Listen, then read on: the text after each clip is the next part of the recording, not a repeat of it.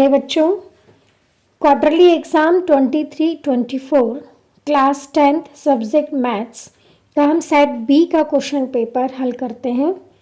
Question number 1 है, सही विकल्प चुनिए। फर्स्ट क्वेश्चन है, यदि द्विघात बहुपद 2x² माइनस 8x प्लस 6 के शून्यक अल्फ़ा और बीटा हो तो अल्फ़ा प्लस बीटा का मान होगा। हमें द्विघात बहुपद दिया हुआ है, हम ax² plus bx plus c से तुलना करते हैं तो हमें प्राप्त होता है a equal to b equal -8 c equal 6 और अल्फ़ा प्लस बीटा होता है -b अपॉन a। b की वैल्यू यहाँ पर -8 है और a की वैल्यू 2 है, अतः अल्फ़ा प्लस बीटा हुआ माइनस इंटू -8 अपॉन 2, अतः 8 अपॉन 2 इक्वल टू 4। तो हमारा आंसर है सी 4। सेकेंड है, 14 और 16 का HCF होगा। देखिए 14 का यदि हम प्राइम फैक्टराइजेशन या अभाज्य गुणनखंड करते हैं तो हमें मिलता है 2 इंटू 7 और 16 का हमें प्राप्त होगा 2 इंटू 2 इंटू 2 इंटू 2। यदि हम HCF निकालते हैं तो HCF जो है उभयनिष्ठ गुणनखंड होता है तो हमें प्राप्त होता है 2। तो इसका आंसर है सी 2। थर्ड है, यदि द्विघात समीकरण ax² plus bx plus c equal 0 के मूल समान हो तो समीकरण के विविक्त कर का मान होगा। देखिए यदि हमें द्विघात समीकरण दिया है तो मूल जो है कब समान होते हैं, जब विविक्त कर का मान 0 होता है, 0 होता है, अतः हमारा आंसर है a 0। फोर्थ है, यदि a1 upon a2 equal b1 upon b2 is not equal c1 upon c2 तो रेखिक समीकरण युग्म a1x plus b1y plus c1 equal to 0 तथा a2x plus b2y plus c2 equal to 0 का ऑप्शन ए दिया हुआ है, एक अद्वितीय हल होगा, ऑप्शन बी कोई हल नहीं होगा, ऑप्शन सी अनंततः अनेक हल होंगे, ऑप्शन डी इनमें से कोई नहीं। तो जैसा हम जानते हैं कि यदि a1 upon a2 equal b1 upon b2 is not equal to c1 upon c2 हो तो निकाय का कोई भी हल नहीं होता है, अतः हमारा आंसर है ऑप्शन बी कोई हल नहीं होगा। फिफ्थ क्वेश्चन है, किसी त्रिभुज ABC में DE is parallel to AB, DE और AB समानांतर हैं तथा CD equal 3 centimetre, EC equal 4 centimetre, B equal to 6 centimetre, तब DA होगा। यहाँ हम देख रहे हैं कि D और AB जो है हमें समांतर दिया हुआ है। हम यहाँ पर डायग्राम बनाते हैं तो हमें डायग्राम प्राप्त होगा। हमने त्रिभुज बनाया ABC और उसमें जो है DE समानांतर AB खींचा। अब जैसा कि हम जानते हैं थेल्स प्रमेय से CD upon DA equal EC upon BE। अब हम इसमें वैल्यू पुट कर देते हैं तो हमें प्राप्त होगा DA equal to 9 upon 2। DA equal to प्राप्त हुआ हमें 4.5 सेंटीमीटर, अतः हमारा आंसर है ऑप्शन सी 4.5 सेंटीमीटर। सिक्स्थ है, AP 13, 10, 7 टू इन्फिनिटी का तीसवा पद है। हमें यहाँ पर AP दी हुई है, यहाँ हम देख रहे हैं कि प्रथम पद 13A इक्वल टू 13 है। D सार्वंतर निकालते हैं तो द्वितीय पद में से प्रथम पद को माइनस करेंगे तो हमें प्राप्त होगा -3, 10 माइनस 13 इक्वल -3 और तीसरा पद हमें निकालना है तो n इक्वल टू 30 दिया हुआ है। हम सूत्र लगाते हैं n equal to a plus n minus 1 into D. अब हम इसमें a, n और d की वैल्यू यदि हम रख देते तो हमें प्राप्त होगा a30 equal to 13 plus 30 minus 1 into -3। अब हम इसे हल करते हैं तो हमें प्राप्त होगा 13 माइनस 87 और हमारा आंसर हुआ -74, अतः हमारा आंसर है ऑप्शन सी -74। क्वेश्चन नंबर 2 है, रिक्त स्थानों की पूर्ति कीजिए। फर्स्ट है, द्विघात बहुपद में शून्यकों की अधिकतम संख्या डैश होती है। द्विघात बहुपद में शून्यकों की अधिकतम संख्या 2 होती है, अतः हमारा आंसर है 2।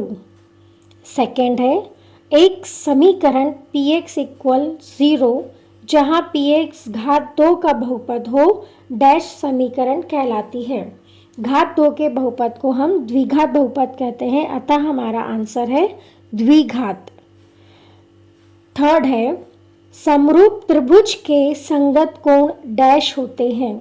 संगत त्रिभुज के प्रतिबंध के अनुसार हम कह सकते हैं कि समरूप त्रिभुज के संगत कोण बराबर होते हैं, अतः हमारा आंसर है बराबर। फोर्थ है, 4√3 एक डैश संख्या है।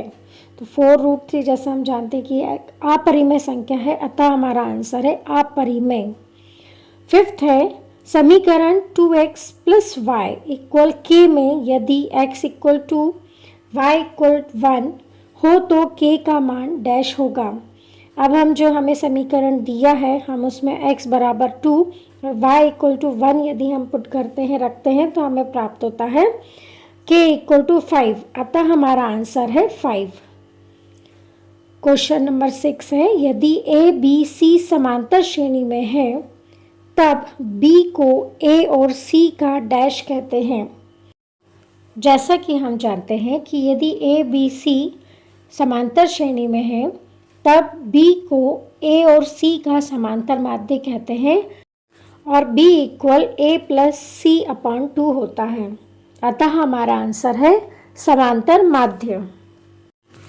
क्वेश्चन नंबर 3 है, सत्य या असत्य लिखिए।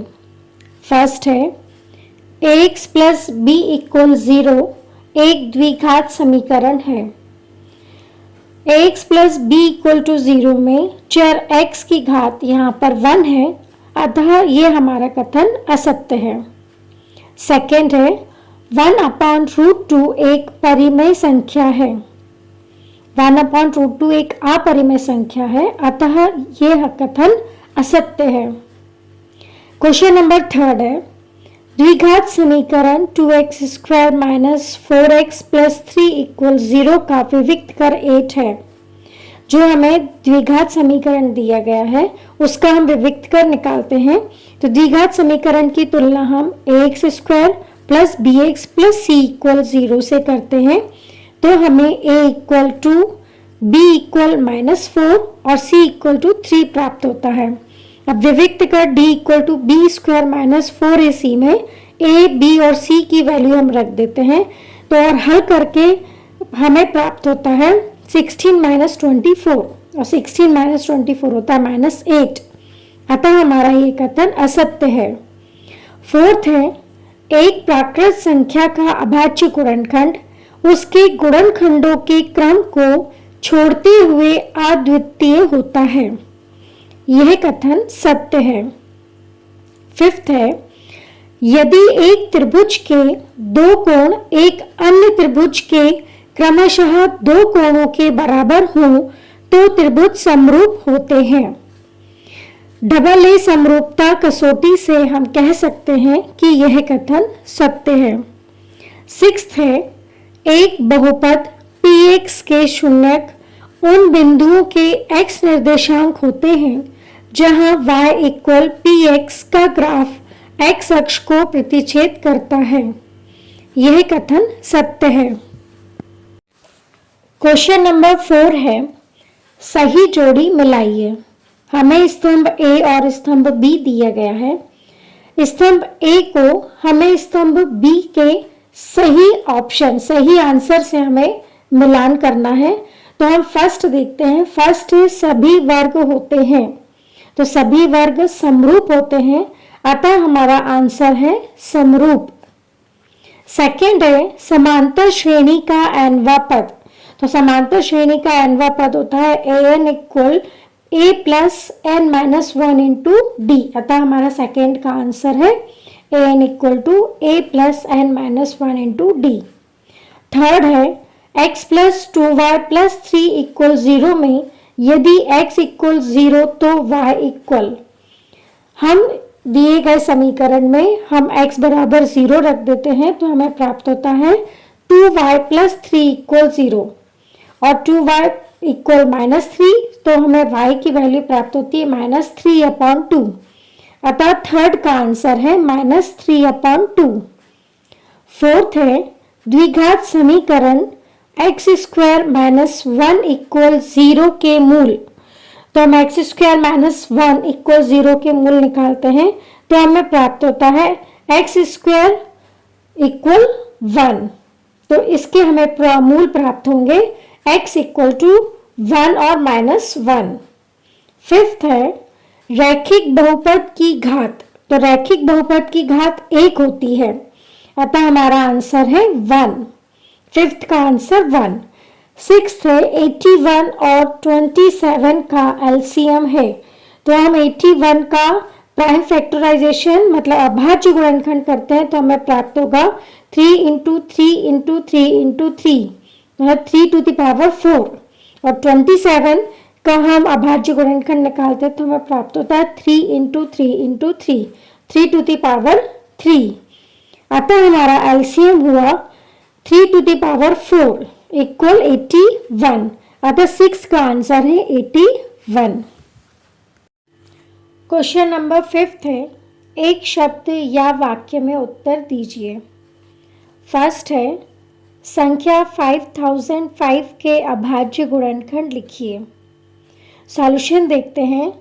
हम यहाँ पर 5005 के अभाज्य गुणनखंड निकालते हैं तो हमें प्राप्त होता है 5 × 7 × 11 × 13। अतः हमारा आंसर है 5005 = 5 × 7 × 11 × 13। सेकेंड है रैखिक समीकरण y = mx + 3 में यदि x = -2 y = 5 हो तो m का क्या मान होगा। सॉल्यूशन देखते हैं। जो हमें रैखिक समीकरण दिया गया है उसमें हम x = -2 और y = 5 रखते हैं तो हमें प्राप्त होता है 5 = m × -2 + 3। इस तरह हमें प्राप्त हुआ -2m + 3 = 5। +3 का ट्रांसफ़र कर देते हैं तो हमें प्राप्त होगा -2m = 5 - 3। 5 - 3 = 2। इस तरह हमें प्राप्त हुआ -2m = 2। -2 का हम ट्रांसफ़र कर देते हैं तो हमें प्राप्त होगा m = 2/-2। इस तरह हमें m की वैल्यू प्राप्त हुई -1। अतः हमारा आंसर है m = -1। थर्ड है क्या सभी समद्विबाहु त्रिभुज समरूप होते हैं। आंसर है नहीं, सभी समद्विबाहु त्रिभुज समरूप नहीं होते हैं। फोर्थ है द्विघात बहुपद x² + 7x + 10 के शून्यकों का योग लिखिए। सॉल्यूशन देखते हैं। हमें द्विघात बहुपद दिया गया है x² + 7x + 10। दिए गए बहुपद की तुलना हम ax² + bx + c से करते हैं तो हमें प्राप्त होता है a = 1, b = 7 और c = 10। जैसा कि हम जानते हैं कि शून्यकों का योग होता है -b/a। हम b और a की वैल्यू रख देते हैं तो हमें प्राप्त होगा -7/1। अतः हमारा आंसर है -7। शून्यकों का योग = -7। फिफ्थ है AP 579 से लेकर 41 अंतिम पद 41 में पदों की संख्या बताइए। सॉल्यूशन देखते हैं। हमें AP दी गई है 579 से लेकर 41 अंतिम पद यहाँ पर 41 है। A प्रथम पद 5, D सार्वंतर द्वितीय पद में से प्रथम पद को माइनस करेंगे 7 - 5 = 2। अंतिम पद an = 41 दिया हुआ है और हमें पदों की संख्या n का मान निकालना है। सूत्र हम देखते हैं। Formula an = a + n - 1 × t। इसमें हम an, a व d का मान हम रखते हैं तो हमें प्राप्त होगा 41 = 5 + n - 1 × 2। इसे हम इस तरह भी लिख सकते हैं। लेफ्ट हैंड साइड को राइट हैंड साइड में और राइट हैंड साइड को लेफ्ट हैंड साइड में लिखते हैं तो हमें प्राप्त होगा 5 + n - 1 × 2 = 41। सिर्फ हमारे ये आसान, इसे हल करना हमारा आसान होगा, इसलिए हमने इसको इस तरह से लिखा है। अब हम +5 का हम ट्रांसफ़र कर देते हैं तो हमें प्राप्त होगा n - 1 इंटू 2 इक्वल 41 - 5। 41 - 5 होता है 36। इस तरह हमें प्राप्त हुआ n - 1 into 2 equal 36।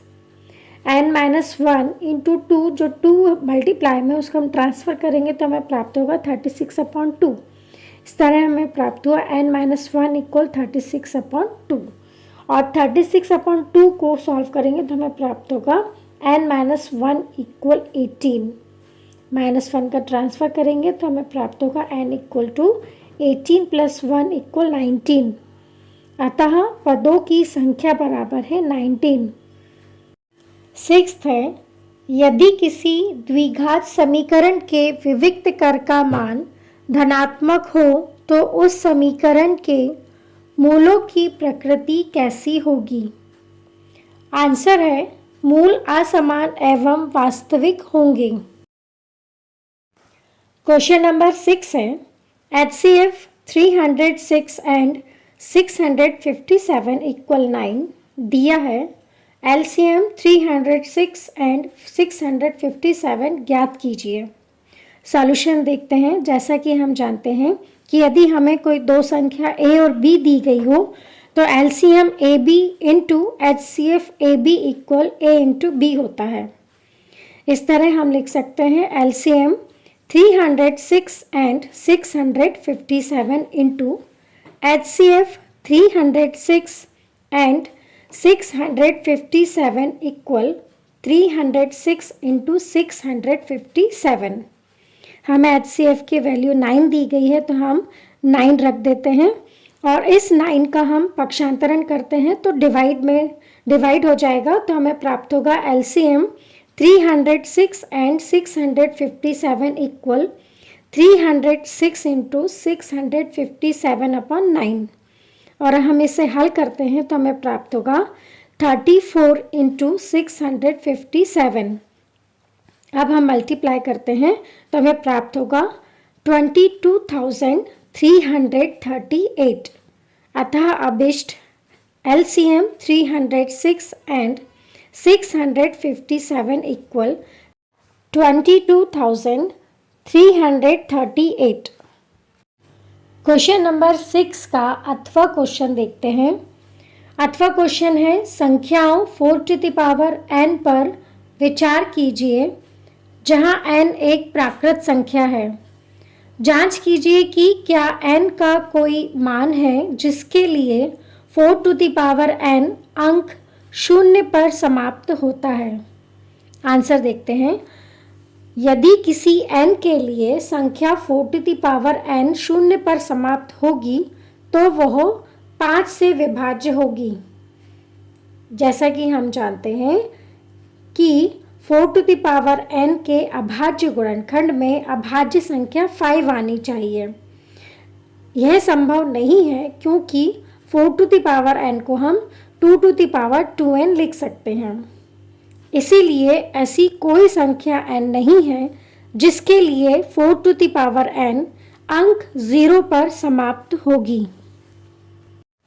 Question number 7 है, संख्याओं 312 और 12 का LCM ज्ञात कीजिए। सॉल्यूशन देखते हैं। 312 का हम प्राइम फैक्टराइजेशन और 12 का भी प्राइम फैक्टराइजेशन निकालते हैं तो हमें प्राप्त होता है 312 equal 2 into 2 into 2 into 3 into 13, मतलब 2³ इंटू 3 इंटू 13।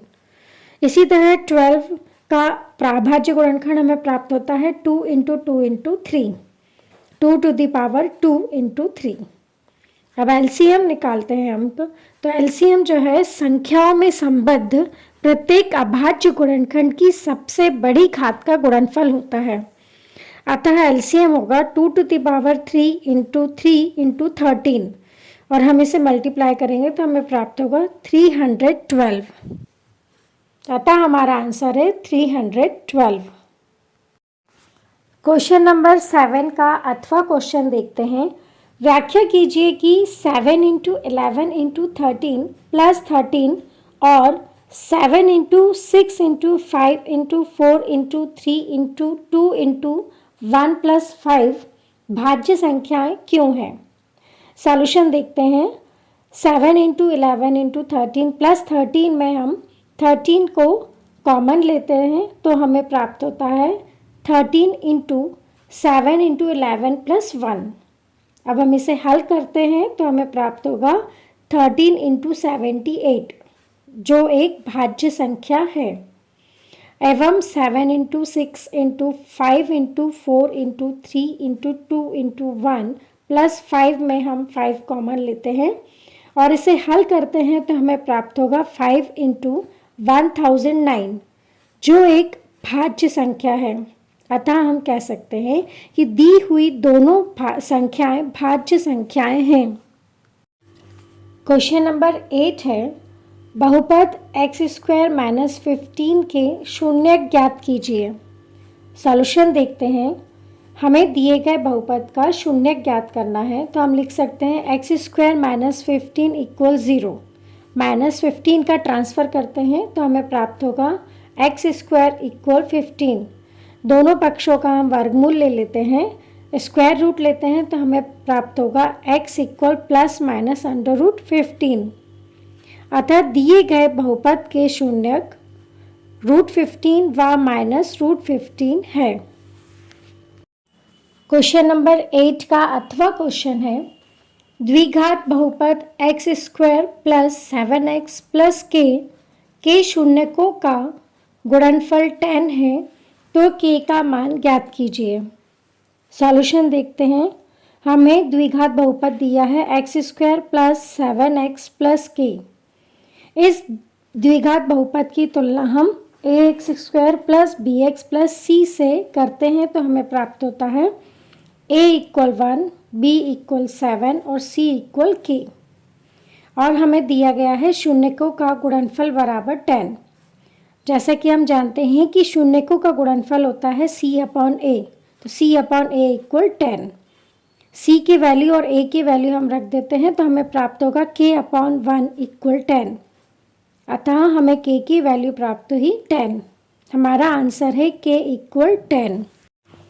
क्वेश्चन नंबर 9 है, बहुपद x square minus 2x minus 8 के शून्यकों का गुणनफल ज्ञात कीजिए। सॉल्यूशन देखते हैं। हमें बहुपद दिया गया है x square minus 2x minus 8। इस बहुपद की तुलना हम ax square plus bx plus c से करते हैं तो हमें प्राप्त होगा a equal 1, b equal minus 2, c equal minus 8। शून्यकों का गुणनफल बराबर होता है c अपॉन a, तो c और a की वैल्यू हम रख देते हैं तो हमें प्राप्त होगा माइनस 8 अपॉन 1। इस प्रकार हमें प्राप्त हुआ शून्यकों का गुणनफल बराबर माइनस 8। अतः हमारा आंसर है माइनस 8। क्वेश्चन नंबर 9 का अथवा क्वेश्चन है, यदि द्विघात बहुपद के शून्यकों का योग 4 एवं गुणनफल 1 है तो बहुपद ज्ञात कीजिए।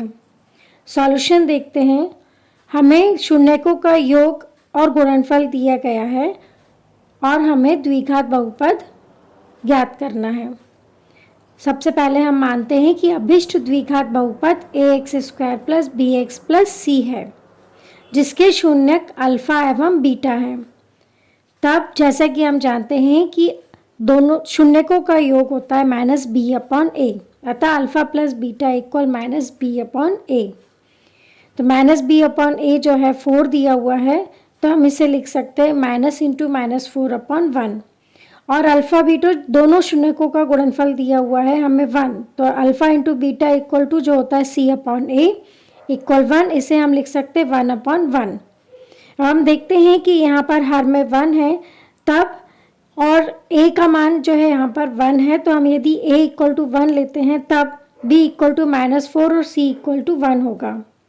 अतः एक द्विघात बहुपद जिसमें दी गई शर्तें संतुष्ट होती हैं x square minus 4x plus 1 है एवं अन्य कोई द्विघात बहुपद जो इन शर्तों को संतुष्ट करे k into x square minus 4x plus 1 होगा, जहाँ k एक वास्तविक संख्या है। अनुपातों a1/a2, b1/b2 और c1/c2 की तुलना कर ज्ञात कीजिए कि समीकरण युग्म 9x plus 3y plus 12 equal 0 और 18x plus 6y plus 24 equal 0 द्वारा निरूपित रेखाएं एक बिंदु पर प्रतिच्छेद करती हैं, समांतर हैं अथवा समपाती हैं। सॉल्यूशन देखते हैं। हमें समीकरण युग्म दिया गया है 9x plus 3y plus 12 equal 0, 18x plus 6y plus 24 equal 0। हम समीकरण युग्म की तुलना a1x plus b1y plus c1 equal to 0 तथा a2x plus b2y plus c2 equal to 0 से करते हैं, तो हमें प्राप्त होता है a1/a2 equal 9/18, b1/b2 equal to 3/6। इसे हम हल करेंगे तो 1/2 प्राप्त होगा। इसी तरह a1/a2 को भी हम हल करेंगे तो हमें 1/2 प्राप्त होगा। c1/c2 इक्वल 12/24, इसे हम हल करते हैं तो हमें प्राप्त होगा 1/2। यहाँ हम देखते हैं कि a1/a2, b1/b2 तथा c1/c2 तीनों की वैल्यू जो है इक्वल आई है, अतः हम कह सकते हैं कि a1/a2 is equal to b1/b2 is equal to c1/c2। अतः समीकरण युग्म द्वारा निरूपित रेखाएं समपाती हैं। क्वेश्चन नंबर 10 का अथवा क्वेश्चन देखते हैं। दो चरों वाले रैखिक समीकरण युग्म का एक उदाहरण लिखिए जिसके द्वारा निरूपित रेखाएं समांतर रेखाएं हों। सॉल्यूशन देखते हैं। हमें दो चरों वाले रैखिक समीकरण युग्म का एक ऐसा उदाहरण लिखना है जिसके द्वारा निरूपित रेखाएं समांतर रेखाएं हों। जैसा कि हम जानते हैं कि रेखाएं समांतर हों, इसके लिए प्रतिबंध होता है a1/a2 is equal to b1/b2 is not equal to c1/c2। तो अब हम एक ऐसा उदाहरण लेते हैं जिसमें a1/a2 और b1/b2 की वैल्यू इक्वल हो, लेकिन c1/c2 की वैल्यू इक्वल ना हो। तो हम एक एग्जाम्पल लेते हैं 6x minus 3y plus 10 equal 0 और 2x minus y plus 9 equal to 0। जैसा कि हम यहाँ देख रहे हैं कि a1/a2 इक्वल 6/2 इक्वल 3/1 और b1/b2 equal to minus 3/-1 equal 3/1। जैसा कि हम यहाँ देख रहे हैं कि a1/a2 और b1/b2 की वैल्यू इक्वल है। आप c1/c2 की वैल्यू देखते हैं तो 10/9। इस तरह हम कह सकते हैं a1/a2 is equal to b1/b2 is not equal to c1/c2। अतः समीकरण युग्म द्वारा निरूपित रेखाएं समांतर हैं। आप कोई सा भी उदाहरण लिख सकते हैं। क्वेश्चन नंबर 11 है, निम्न स्थिति के लिए रैखिक समीकरण युग्म बनाइए। दो संख्याओं का अंतर 26 है और एक संख्या दूसरी संख्या की 3 गुनी है। सॉल्यूशन देखते हैं। प्रश्न को ध्यान से पढ़िए। हमें यहाँ पर सिर्फ रैखिक समीकरण युग्म बनाना है, हल नहीं करना है। माना अभिष्ट संख्याएं x एवं y हैं और हम x is greater than y ले लेते हैं, मतलब x जो है y से बड़ा है। तो प्रश्नानुसार हम देखते हैं कि दो संख्याओं का अंतर हमें 26 दिया हुआ है, तो हम लिख सकते हैं x माइनस वाई इक्वल 26। इसे हम इक्वेशन नंबर 1 दे देते हैं। आप देखते हैं कि हमें एक संख्या दूसरी संख्या की 3 गुनी दी हुई है, तो हम यहाँ लिख लेते हैं x इक्वल 3y। 3 गुनी मतलब हम इसमें 3 का मल्टीप्लाई कर देंगे y में, तो हमें मिलेगा x इक्वल 3y। हम 3y का ट्रांसफ़र करेंगे तो हमें प्राप्त होगा x माइनस 3y इक्वल 0। इसे हम इक्वेशन नंबर 2 दे देते हैं। इस तरह हमें रैखिक समीकरण युग्म प्राप्त हुए। क्वेश्चन नंबर 11 का अथवा क्वेश्चन है, समीकरण युग्म x प्लस वाई इक्वल 14 और x माइनस वाई इक्वल 4 को प्रतिस्थापन विधि से हल कीजिए। सॉल्यूशन देखते हैं। x plus y equal to 14 को इक्वेशन नंबर 1 दे देते हैं और x माइनस वाई इक्वल 4 को हम इक्वेशन नंबर 2 दे देते हैं। समीकरण युग्म को हमें प्रतिस्थापन विधि से हल करना है। तो प्रतिस्थापन विधि में किसी भी एक समीकरण को एक चर के लिए हल करते हैं और उसका मान हम दूसरे समीकरण में रखकर हल कर लेते हैं। तो हम यहाँ पर इक्वेशन नंबर 1 लेते हैं समीकरण 1 से। तो समीकरण 1 है हमारा x plus y equal 14, plus y का हम ट्रांसफर कर देते हैं तो हमें प्राप्त होगा x equal 14 minus y, plus y का माइनस वाई हो जाएगा। इसे हम इक्वेशन नंबर 3 दे देते हैं। अब समीकरण 3 से x का मान हम समीकरण नंबर 2 में रख देते हैं। तो इक्वेशन नंबर 2 है हमारी x minus y equal 4। x का मान रख देते हैं तो हमें प्राप्त होगा 14 minus y equal 4। Minus y होगा माइनस 2y, तो इस तरह हमें प्राप्त होगा 14 माइनस 2y इक्वल 4। 14 का हम ट्रांसफ़र कर देंगे तो हमें प्राप्त होगा माइनस 2y इक्वल 4 माइनस 14, और 4 माइनस 14 होता है माइनस 10। तो इस तरह हमें प्राप्त हुआ माइनस 2y इक्वल माइनस 10। या हम इस तरह लिख सकते हैं, दोनों पक्षों में माइनस का मल्टीप्लाई करेंगे तो हमें प्राप्त होगा 2y इक्वल 10। जो 2 यहाँ पर मल्टीप्लाई में है, ट्रांसफ़र करने पर हमें डिवाइड में प्राप्त होगा। तो हमें प्राप्त हुआ y इक्वल 10/2। इसे हम हल करते हैं तो हमें y की वैल्यू मिलेगी y इक्वल 5। अब इस y का मान हम इक्वेशन नंबर 3 में रख देते हैं तो हमें प्राप्त होगा x इक्वल 14 माइनस वाई, ये हमारी इक्वेशन नंबर 3 है। इसमें हम y की वैल्यू रख देते हैं तो हमें प्राप्त होगा x इक्वल 14 माइनस 5, और 14 माइनस 5 होता है 9। इस तरह हमें आंसर प्राप्त हुआ x is equal to 9 and y is equal to 5। Question number 12 है, जांच कीजिए कि समीकरण x plus two the power 3 equal 2x into x square minus 1 द्विघात समीकरण है या नहीं। सॉल्यूशन देखते हैं। सबसे पहले हम जो हमें समीकरण दिया गया है उसको हम हल करते हैं। तो x plus two the power 3 को हम a plus b to the power 3 के फॉर्मूले से हल करते हैं। तो a plus b to the power 3 होता है equal a cube plus 3a square b plus 3ab square plus b to the power 3 या b क्यूब।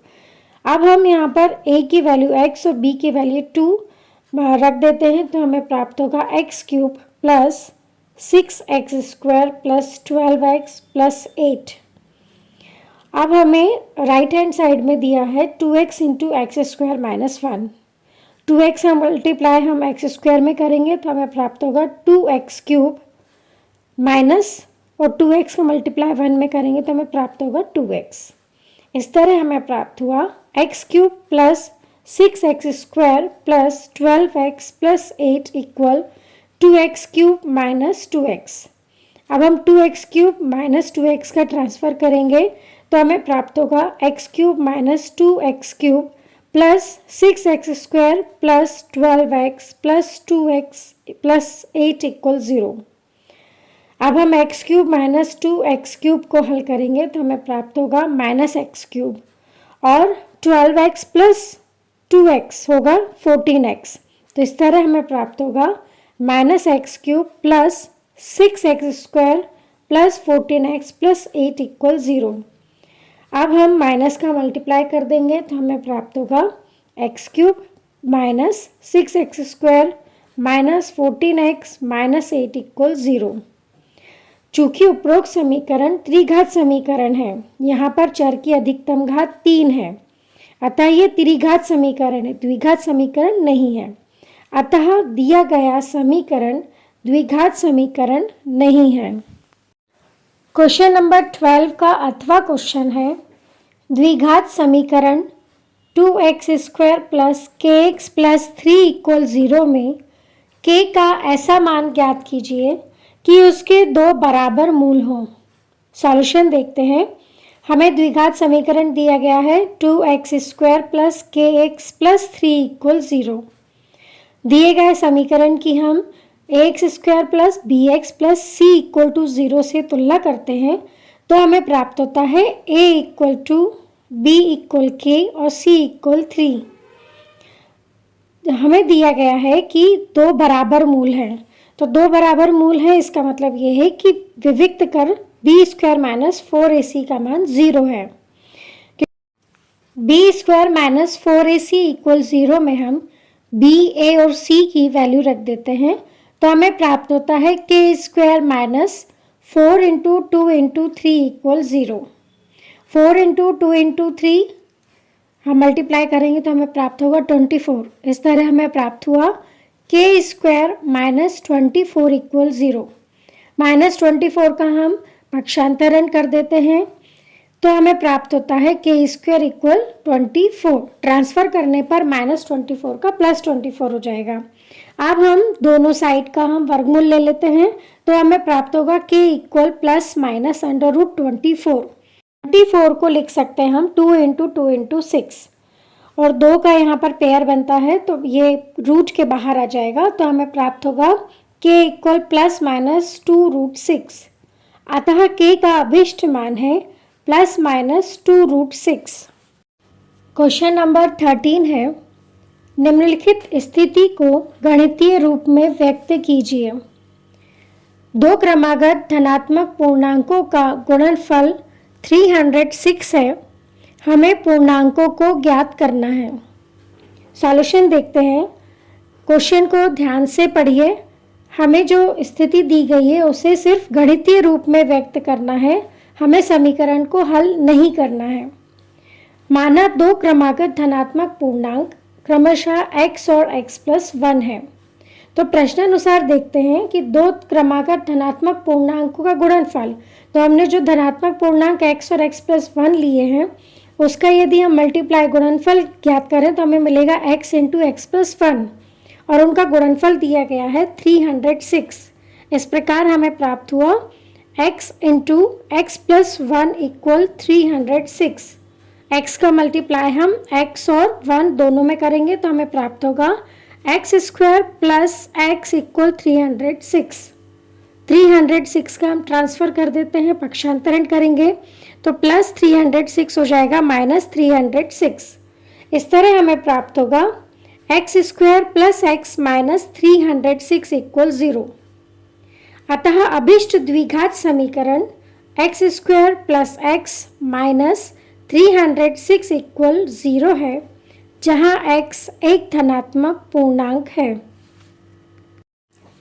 क्वेश्चन नंबर 13 का 8वां क्वेश्चन है, द्विघात समीकरण 2x square minus 3x plus 5 equal 0 के मूलों की प्रकृति ज्ञात कीजिए। सॉल्यूशन देखते हैं। हमें द्विघात समीकरण दिया गया है 2x square minus 3x plus 5 equal 0। इस द्विघात समीकरण की तुलना हम ax square plus B x plus सी इक्वल 0 से करते हैं तो हमें प्राप्त होता है a equal 2, b equal minus 3 और c इक्वल 5। हमें मूलों की प्रकृति ज्ञात करनी है तो मूलों की प्रकृति ज्ञात करने के लिए हम विविक्त कर ज्ञात करेंगे। तो विविक्त कर d equal b square minus 4ac होता है। तो b स्क्वायर माइनस 4ac में हम b, a और c की वैल्यू रख देते हैं तो हमें प्राप्त होगा d equal minus 3 square minus 4 into 2 into 5। B की वैल्यू माइनस 3, ए की वैल्यू 2 और सी की वैल्यू 5 रखते हैं। तो माइनस 3 का स्क्वायर करेंगे तो 9 मिलेगा हमें और 4 इंटू 2 इंटू 5 होगा 40। इस तरह हमें प्राप्त हुआ d इक्वल 9 माइनस 40 और 9 माइनस 40 होता है माइनस 31। इस तरह हमें प्राप्त हुआ d इक्वल माइनस 31 और माइनस 31 इज लेस देन 0। चूंकि विविक्त कर 0 से छोटा है अतः वास्तविक मूलों का अस्तित्व नहीं है। क्वेश्चन नंबर 14 है, समांतर श्रेणी का प्रथम पद a इक्वल माइनस 3 और सारवंतर d इक्वल 5 हो तो अगले 4 पद लिखिए। सॉल्यूशन देखते हैं। हमें दिया गया है प्रथम पद a इक्वल माइनस 3 और सारवंतर d इक्वल 5। अब हमें प्रथम पद दिया है तब हम द्वितीय पद का मान निकालते हैं तो द्वितीय पद का मान हम निकालेंगे a प्लस डी से। a और d की वैल्यू हम रख देते हैं तो हमें प्राप्त होगा -3 + 5 = 2। तृतीय पद हम इस द्वितीय पद में सार्वंतर को प्लस कर देंगे तो हमें तृतीय पद प्राप्त हो जाएगा। तो द्वितीय पद 2 और सार्वंतर 5, तो इस तरह से हमें तृतीय पद प्राप्त हुआ 7। चतुर्थ पद प्राप्त करते हैं। तृतीय पद 7 में हम सार्वंतर 5 को प्लस करेंगे तो हमें प्राप्त होगा 12। पंचम पद में, अब चतुर्थ पद 12 में हम सार्वंतर 5 को प्लस करेंगे तो हमें प्राप्त होगा 17। अतः अगले 4 पद हैं 2, 7, 12 और 17। क्वेश्चन नंबर 14 का अथवा क्वेश्चन है, दो समांतर श्रेणियों का सार्वंतर समान है। यदि इनके 100वें पदों का अंतर 100 है तो इनके 1000वें पदों का अंतर क्या होगा। सॉल्यूशन देखते हैं। हमें दो समांतर श्रेणियां दी गई हैं जिनका सार्वंतर समान है। प्रश्नानुसार हम मान लेते हैं दो समांतर श्रेणियां क्रमशः a plus D, a plus 2d से लेकर a plus n-1 into D एवं b plus D, b plus 2d से लेकर b plus n-1 into D है। चूँकि यहाँ पर हमें सार्वंतर समान दिया गया है इसीलिए हम दोनों श्रेणियों में सार्वंतर d लेते हैं। और प्रश्नानुसार 100वें पदों का अंतर 100 दिया है तो हम दोनों श्रेणी के 100वें पदों का अंतर निकाल लेते हैं और इसका मान हमें दिया गया है 100। तो प्रश्नानुसार a plus 100-1 into d minus b plus 100-1 into d equal 100। इसे हम सॉल्व करते हैं। 100 - 1 99 होता है तो हमें मिलेगा a plus 99d minus b plus 99d equal 100। Bracket के आगे माइनस है तो ब्रैकेट के अंदर जितने भी पद है उनका चिन्ह चेंज हो जाता है तो हमें प्राप्त होगा a plus 99d minus b minus 99d equal 100। इसे हम हल करेंगे। 99d एक प्लस में और एक माइनस में है तो ये कैंसिल हो जाएगा तो हमें प्राप्त होगा a माइनस b इक्वल 100। इसे हम इक्वेशन नंबर 1 दे देते हैं। अब दोनों समांतर श्रेणियों के 1000वें पदों का अंतर निकालते हैं तो हमें प्राप्त होगा a plus 1000-1 into d minus b plus 1000-1 into D. 1000 minus 1 999 होता है तो हमें प्राप्त होगा a plus 999d minus b plus 999d। इसे हम हल करते हैं तो हमें प्राप्त होगा a plus 999d minus b minus 999d। 999d एक प्लस में और एक माइनस में है तो कैंसिल हो जाएगा। हमें प्राप्त होगा a माइनस b। इक्वेशन 1 से a माइनस b की वैल्यू 100 आई है अतः हम यहाँ पर a माइनस b इक्वल 100 लेते हैं। अतः 1000वें पदों का अभिष्ट अंतर 100 होगा। क्वेश्चन नंबर 15 है, किसी समांतर श्रेणी का 17वां पद उसके 10वें पद से 7 अधिक है। इसका सार्वंतर ज्ञात कीजिए। सॉल्यूशन देखते हैं। माना समांतर श्रेणी का प्रथम पद a तथा सार्वंतर d है। तब प्रश्नानुसार हमें दिया गया है 17वां पद उसके 10वें पद से 7 अधिक है। 7 अधिक है तो हम इसमें 10वें पद में 7 को प्लस कर देंगे तो प्रश्नानुसार हमें प्राप्त होगा a17 हमें प्राप्त हुआ a10 plus 16d equal a plus 9d plus 7। a17 होगा a प्लस 16d और a10 होगा a प्लस 9d। इस प्रकार हमें प्राप्त हुआ a plus 16d equal a plus 9d plus 7। अब हम a और 9d का हम ट्रांसफ़र कर देते हैं तो हमें प्राप्त होगा a plus 16d minus a minus 9d equal 7। एक पद जो है एक प्लस में और एक माइनस में है तो कैंसिल हो जाएगा तो हमें प्राप्त होगा 16d माइनस 9d इक्वल 7। और 16D माइनस 9D होता है 7D, तो हमें प्राप्त हुआ 7D इक्वल 7। 7 जो मल्टीप्लाई में है ट्रांसफ़र करेंगे तो डिवाइड में हो जाएगा, तो हमें प्राप्त होगा D इक्वल 7/7 और इसे हल करेंगे तो हमें प्राप्त होगा D इक्वल 1। अतः D का अभिष्ट मान है 1।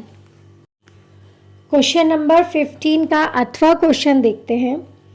अथवा क्वेश्चन है 7 के प्रथम 10 गुणजों का योग ज्ञात कीजिए।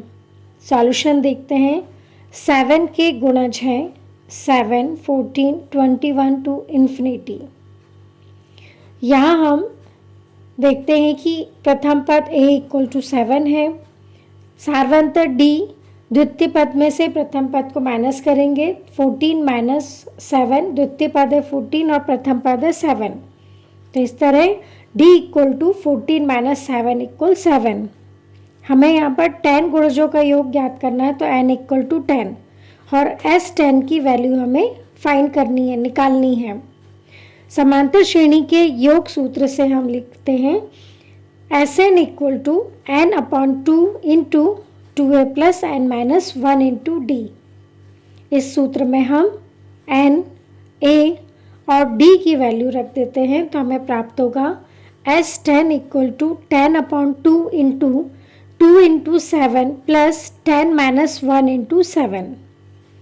10/2 होता है, इसे हल करेंगे तो हमें प्राप्त होगा 5, 2 इंटू 7 14 और 10 माइनस 1 इक्वल 9। तो इस तरह हमें प्राप्त हुआ S10 equal 5 into 14 plus 9 into 7 और 9 इंटू 7 होता है 63, तो हमें प्राप्त होगा S10 इक्वल 5 इंटू 14 प्लस 63 और 14 प्लस 63 होता है 77, तो S10 इक्वल टू 5 इंटू 77। 5 और 77 का हम मल्टीप्लाई या गुणा करेंगे तो हमें प्राप्त होगा 385। S10 इक्वल टू 385, अतः हमारा आंसर है S10 इक्वल 385। क्वेश्चन नंबर 16 है, आकृति में DE is parallel to BC, मतलब DE BC के पैरेलल है, समांतर है। EC ज्ञात कीजिए। सॉल्यूशन देखते हैं। हमें दिया गया है DE समानांतर BC के, DE is parallel to BC। Thales प्रमेय से हम लिख सकते हैं AD/DB equal AB/EC। AD, DB और AB का मान रखते हैं तो हमें प्राप्त होता है 1.5/3 इक्वल 1/EC। तिर्यक गुणा करते हैं, क्रॉस मल्टीप्लिकेशन, तो हमें प्राप्त होता है 1.5 EC इक्वल 3 इंटू 1। 1.5 जो मल्टीप्लाई में है ट्रांसफ़र करेंगे तो हमें डिवाइड में प्राप्त होगा, तो इस तरह हमें प्राप्त हुआ EC इक्वल 3/1.5। इसे हम हल करते हैं तो हमें प्राप्त होता है EC इक्वल 2 सेंटीमीटर, अतः EC का अभिष्ट मान 2 सेंटीमीटर है। क्वेश्चन नंबर 16 का अथवा क्वेश्चन है, दो समरूप त्रिभुज ABC और त्रिभुज DEF में यदि angle A equal 47 degree, angle E equal to 83 degree, तो एंगल C का मान ज्ञात कीजिए। सॉल्यूशन देखते हैं। हमें दो त्रिभुज ABC और त्रिभुज DEF समरूप दिए गए हैं, तब angle A equal angle D होगा और एंगल A की वैल्यू 47 डिग्री है, तो एंगल D की वैल्यू भी 47 डिग्री होगी। इसी तरह angle E equal angle B होगा और एंगल E की वैल्यू हमें 83 डिग्री दी हुई है, तो एंगल B की वैल्यू भी 83 डिग्री होगी। हम जानते हैं कि angle A plus angle B plus angle C equal 180 degree होता है, क्योंकि एक त्रिभुज के तीनों कोणों का योग 180 अंश होता है। अब हम इसमें एंगल A और एंगल B की वैल्यू रख देते हैं, तो हमें प्राप्त होगा 47 degree plus 83 degree plus angle C equal 180 degree. 47 degree plus 83 degree होता है 130 डिग्री, तो इस तरह हमें प्राप्त होगा 130 degree plus angle c equal 180 degree. 130 degree का ट्रांसफ़र कर देते हैं तो प्लस 130 डिग्री का हो जाएगा माइनस 130 डिग्री। इस तरह हमें प्राप्त हुआ angle c equal 180 degree minus 130 degree, और 180 डिग्री माइनस 130 डिग्री होता है 50 डिग्री। इस तरह हमें प्राप्त हुआ एंगल सी इक्वल 50 डिग्री। अतः हमारा आंसर है एंगल सी इक्वल 50 डिग्री।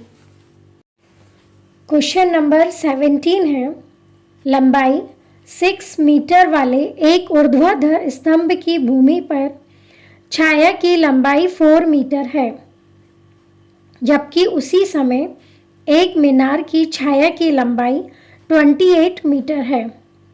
मीनार की ऊंचाई ज्ञात कीजिए। सॉल्यूशन देखते हैं।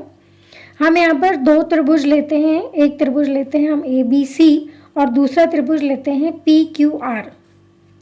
माना AB 6 मीटर लंबा एक स्तंभ है जिसकी छाया BC इक्वल 4 मीटर एवं एंगल ABC इक्वल 90 डिग्री है तथा angle C equal to x degree, एवं माना PQ इक्वल h मीटर एवं मीनार की छाया QR 28 मीटर एवं एंगल PQR इक्वल 90 डिग्री तथा angle R equal x degree है।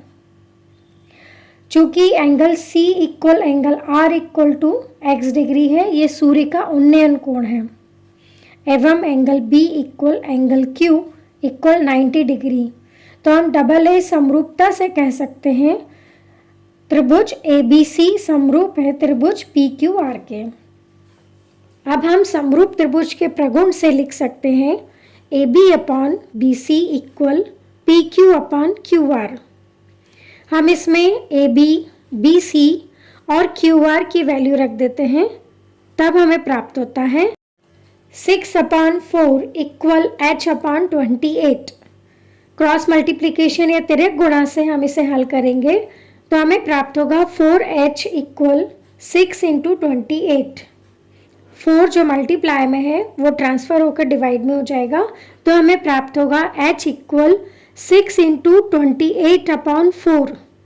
हम इसे हल करेंगे तो हमें प्राप्त होगा 6 इंटू 7 इक्वल 42 मीटर। अतः मीनार की अभिष्ट ऊंचाई 42 मीटर है।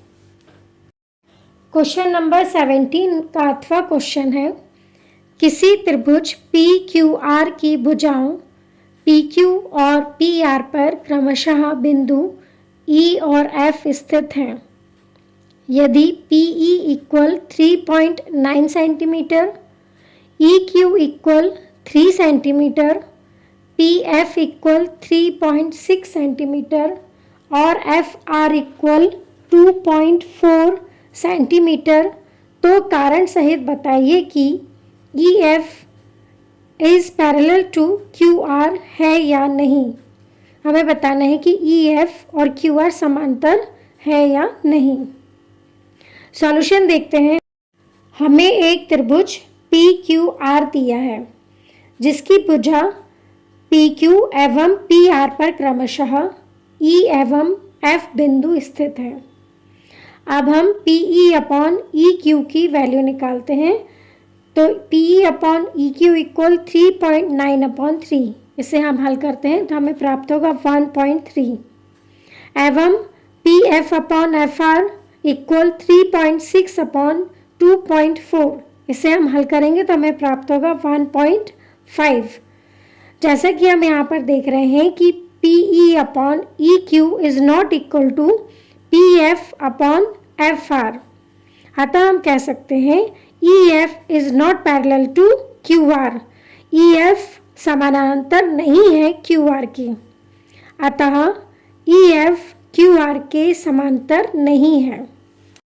क्वेश्चन नंबर 18 है, यदि अल्फा और बीटा द्विघात बहुपद 3x² - x - 4 के शून्यक हो तो अल्फा प्लस बीटा एवं अल्फा बीटा के मान ज्ञात कीजिए।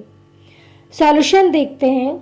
3x square minus x minus 4 जो हमें ये द्विघात बहुपद दिया गया है, इस द्विघात बहुपद की तुलना हम ax square plus B x plus C से करते हैं तो हमें प्राप्त होता है a equal 3, b equal -1, c equal -4। X square का गुणांक a, तो एक्स स्क्वायर का गुणांक है यहाँ पर 3, तो a इक्वल 3। x का गुणांक b, तो यहाँ पर b की तुलना करते हैं तो x का गुणांक है -1, इस तरह हमें प्राप्त हुआ b इक्वल -1 और अचर पद c इक्वल -4। जैसा कि हम जानते हैं कि alpha plus beta equal -b/a होता है, तो हम b और a की वैल्यू रख देते हैं। b की वैल्यू -1 और a की वैल्यू 3, तो हमें प्राप्त होता है माइनस इंटू -1/3, माइनस इंटू -1 होता है +1, इस तरह हमें प्राप्त हुआ alpha plus beta equal 1/3। Alpha beta equal c/a होता है, तो अल्फ़ा बीटा इक्वल c/a, तो इसमें हम c और a की वैल्यू रख देते हैं तो हमें प्राप्त होता है c की वैल्यू -4 और a की वैल्यू 3, तो हम इस तरह हमें प्राप्त हुआ -4/3, alpha beta equal -4/3। Question number 18 का अथवा क्वेश्चन है, द्विघात बहुपद 6x स्क्वायर -7x -3 के शून्य ज्ञात कीजिए और शून्य को तथा गुणांकों के बीच के संबंध की सत्यता की जांच कीजिए। सॉल्यूशन देखते हैं। हमें द्विघात बहुपद दिया गया है 6x square -7x -3, x square का गुणांक 6 और अचर पद -3। हम एक्स स्क्वायर के गुणांक और अचर पद का मल्टीप्लाई करते हैं तो हमें प्राप्त होगा -18 और मध्य पद है -7x। अब हम ऐसी दो संख्याएं लेते हैं जिनका मल्टीप्लाई करने पर -18 प्राप्त हो और प्लस या माइनस करने पर -7x प्राप्त हो, तो हम ऐसी दो संख्याएं चुनते हैं जो हमारे पास प्राप्त होती है -9 और 2।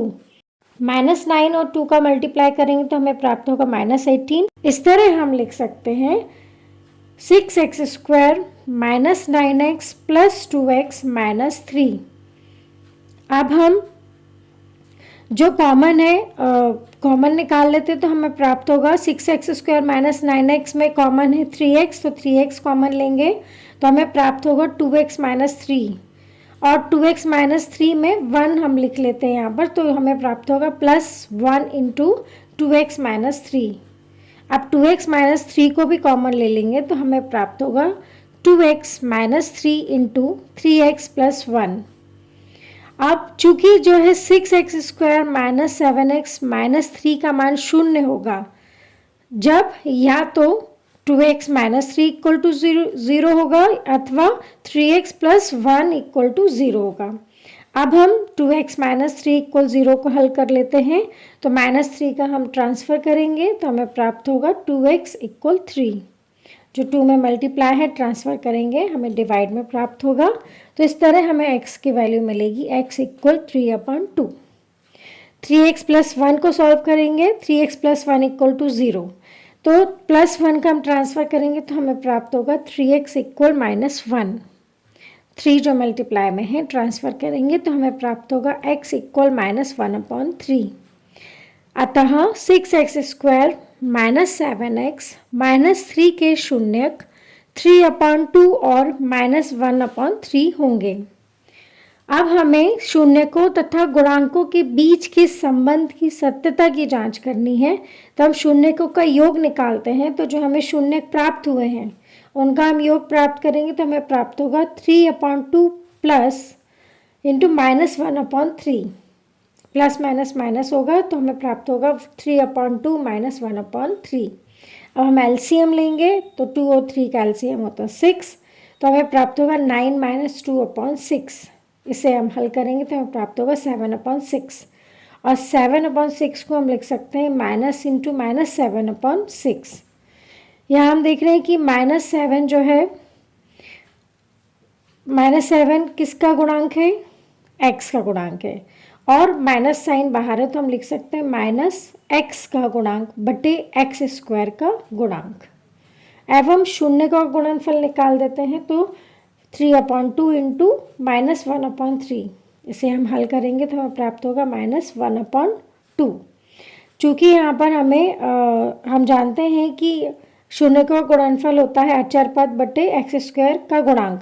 तो अचर पद जो है हमारा -3 है और x² का गुणांक 6 है। तो हम हर को 6 बनाते हैं, तो हमें अंश और हर में 3 का मल्टीप्लाई करेंगे तो हमें प्राप्त होगा -3/6। मतलब -1/2 में हम अंश और हर दोनों में हम 3 का मल्टीप्लाई कर देते हैं, तो हमें प्राप्त होगा -3/6। तो हमें ये प्राप्त हुआ अचर पद बटे x² का गुणांक।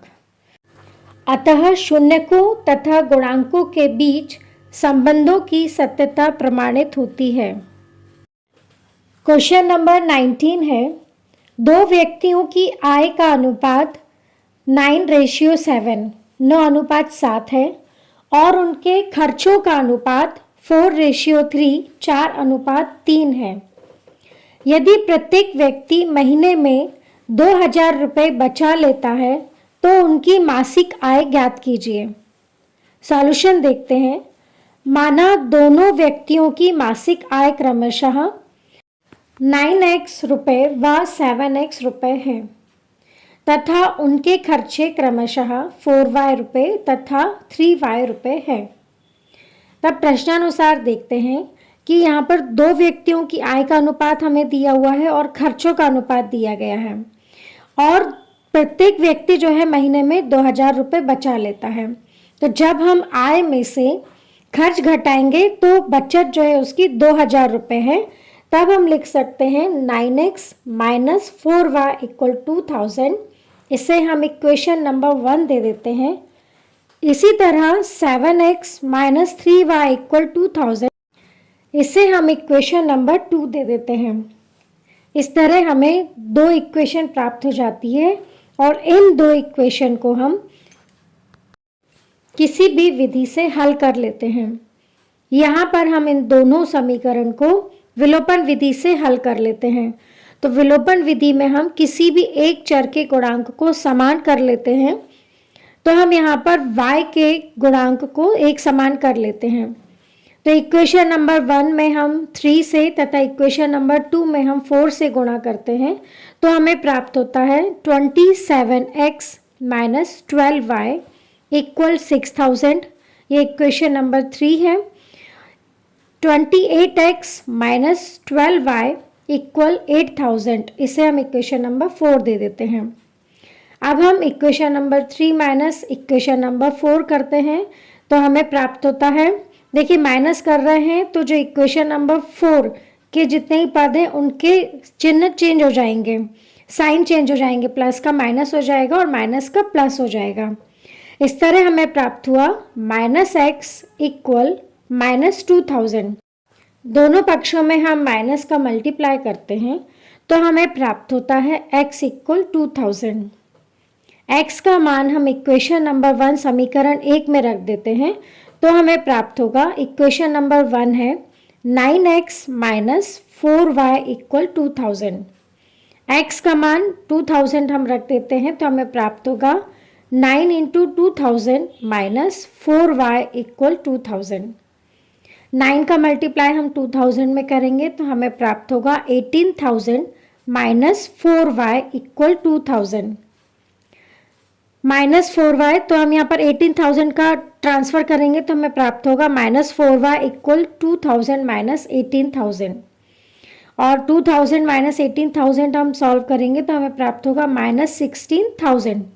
इस प्रकार हमें प्राप्त हुआ -4y इक्वल -16,000। दोनों पक्षों में हम माइनस का मल्टीप्लाई करेंगे तो हमें प्राप्त होगा 4y इक्वल 16,000। 4 मल्टीप्लाई में है, ट्रांसफ़र करेंगे तो हमें डिवाइड में प्राप्त होगा। इस तरह हमें प्राप्त हुआ y इक्वल 16,000 अपॉन 4। इसे हम हल करेंगे तो हमें प्राप्त होगा y इक्वल 4,000। अतः x इक्वल 2,000 तथा y इक्वल 4,000। इसलिए व्यक्तियों की मासिक आय क्रमशः होगी 9x रुपये इक्वल टू 9 में हम x का जो वैल्यू है उसका मल्टीप्लाई करेंगे। x की वैल्यू हमें प्राप्त थी 2000, तो 9 इंटू 2000 इक्वल टू 18,000 रुपये। तथा हमें 7x रुपये में भी हम x का मान रखेंगे तो हमें प्राप्त होगा 7 इंटू 2000 इक्वल टू 14,000 रुपये है। अतः हमारा आंसर है 18,000 रुपये तथा 14,000 रुपये। क्वेश्चन नंबर 19 का अथवा क्वेश्चन है, रैखिक समीकरण युग्म 3x plus 5y minus 8 equal 0, 9x equal 2y plus 7 को विलोपन विधि से हल कीजिए। सॉल्यूशन देखते हैं। हमें पहला से इक्वेशन दिया हुआ है 3x plus 5y minus 8 equal 0। -8 का हम ट्रांसफ़र कर देते तो हमें प्राप्त होगा 3x प्लस 5y इक्वल 8। इसे हम इक्वेशन नंबर 1 दे देते हैं। हमें जो अब दूसरा समीकरण दिया गया है वो है 9x equal 2y plus 7। 2y का हम ट्रांसफ़र कर देंगे तो हमें प्राप्त होगा 9x माइनस 2y इक्वल 7। इसे हम इक्वेशन नंबर 2 दे देते हैं। हमें जो रैखिक समीकरण युग्म दिए गए हैं उसे हमें विलोपन विधि से हल करना है। विलोपन विधि में हम किसी भी एक चर के गुणांक को समान बना लेते हैं। यहाँ पर हम y के गुणांक को समान बना लेंगे। अब हम इक्वेशन नंबर 1 में 2 से तथा इक्वेशन नंबर 2 में 5 का गुणा कर देते हैं। तब हमें प्राप्त होता है 6x प्लस 10y इक्वल 16। इसे हम इक्वेशन नंबर 3 दे देते हैं। अब हमें इक्वेशन नंबर 4 प्राप्त होता है। इक्वेशन नंबर 4 है 45x माइनस 10y इक्वल 35। अब हम इक्वेशन नंबर 3 और इक्वेशन नंबर 4 को प्लस कर देते हैं, क्योंकि जिस चर के गुणांक को हमने समान बनाया है, एक हमें प्लस में मिला है और एक माइनस में, इसलिए हम इक्वेशन 3 और इक्वेशन 4 को प्लस कर देते हैं। तब हमें प्राप्त होगा 6x प्लस 45x होगा 51x plus 10y minus 10y cancel हो जाएगा और 16 प्लस 35 हमें प्राप्त होगा 51। इस तरह हमें प्राप्त हुआ 51x इक्वल 51। 51 जो मल्टीप्लाई में है हम ट्रांसफ़र करेंगे तो डिवाइड में प्राप्त होगा। इस तरह हमें प्राप्त हुआ x इक्वल 51 अपॉन 51। इसे हम हल करेंगे तो हमें प्राप्त हुआ x इक्वल 1। इस x का मान हम किसी भी समीकरण में रख देंगे तो हमें y का मान प्राप्त हो जाता है। तब हम इस x का मान इक्वेशन नंबर 1 में रख देते हैं। इक्वेशन नंबर 1 है 3x plus 5y equal 8। x की वैल्यू 1 रख देंगे तो हमें प्राप्त होगा 3 into 1 plus 5y equal 8। 3 into 1 होता है 3, तो इस तरह हमें प्राप्त हुआ 3 प्लस 5y इक्वल 8। प्लस 3 का ट्रांसफ़र करेंगे तो हमें प्राप्त होगा 5y इक्वल 8 माइनस 3। प्लस 3 का ट्रांसफ़र करने पर हमें -3 प्राप्त होगा। तो हमें इस तरह प्राप्त हुआ 5y इक्वल 8 माइनस 3, और 8 माइनस 3 होता है 5। 5y equal 5। 5 जो मल्टीप्लाई में है उसका हम ट्रांसफ़र करेंगे तो हमें डिवाइड में प्राप्त होगा। इस तरह हमें प्राप्त हुआ y इक्वल 5 अपॉन 5। इसे हम हल करेंगे तो y का मान हमें प्राप्त हुआ 1। आंसर है हमारा x equal 1, y equal 1। Question number 20 है, संख्याओं 510 और 92 के HCF और LCM ज्ञात कीजिए तथा जांच कीजिए कि दो संख्याओं का गुणनफल बराबर HCF इंटू LCM। सॉल्यूशन देखते हैं। हमें जो संख्याएं दी गई है 510 और 92, इनका सर्वप्रथम हम HCF और LCM ज्ञात करते हैं। तो हम HCF और LCM जो है अभाज्य गुणनखंड विधि से करते हैं, तो हमें प्राप्त होता है 510 equal to 2 into 3 into 5 into 17, और 92 का अभाज्य गुणनखंड प्राप्त होता है 92 इक्वल 2 इंटू 2 इंटू 23। यहाँ हम देख रहे हैं कि उभयनिष्ठ गुणनखंड 2 है। इस तरह हमें प्राप्त हुआ HCF इक्वल 2। LCM निकालते हैं। जो उभयनिष्ठ गुणनखंड है उसमें हम 2 एक बार लिखेंगे उभयनिष्ठ में से, और बाकी जितने भी हमारे पास संख्याएं प्राप्त हुई है वो हम लिख देंगे। तो हमें इस तरह प्राप्त हुआ LCM equal to 2 into 3 into 5 into 17 into 23। जब हम इसे मल्टीप्लाई करेंगे तो हमें प्राप्त होगा 23,460। अब हमें जांच करने के लिए दिया गया है कि क्या दो संख्याओं का गुणनफल बराबर HCF गुणा LCM है क्या। हम देखते हैं, दो संख्याएं जो हमें दी गई है 510 और 92, हम इन दोनों का मल्टीप्लाई कर देते हैं तो हमें प्राप्त होता है 46,920। अब हम HCF गुणा LCM ज्ञात करेंगे तो हमें HCF प्राप्त हुआ था 2 और LCM 23,460। दोनों का मल्टीप्लाई करेंगे तो हमें प्राप्त होता है 46,920। इस तरह हम देखते हैं कि दो संख्याओं का गुणनफल उनके HCF और LCM के गुणनफल के बराबर है, अतः हमारी जांच पूर्ण हुई। क्वेश्चन नंबर 20 का अथवा क्वेश्चन है, दर्शाइए कि 6 प्लस √2 एक अपरिमेय संख्या है। इसका हम सॉल्यूशन देखते हैं। हमें यहाँ पर सिद्ध करना है कि 6 प्लस √2 एक अपरिमेय संख्या है। हम इसके विपरीत मान लेते हैं कि 6 प्लस √2 एक परिमेय संख्या है।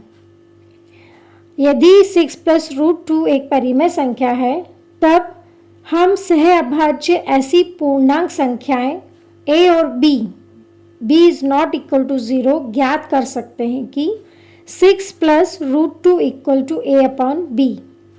सह अभाज्य संख्याएं वे संख्याएं होती हैं जिनका HCF 1 होता है। तो हमें प्राप्त हुआ 6 plus √2 equal a upon b। Plus 6 का हम ट्रांसफर कर देते हैं तो हमें प्राप्त होगा √2 equal a upon b minus 6। Plus 6 का ट्रांसफर करने पर हमें -6 प्राप्त होगा। तो इस तरह हमें प्राप्त हुआ √2 equal a upon b minus 6।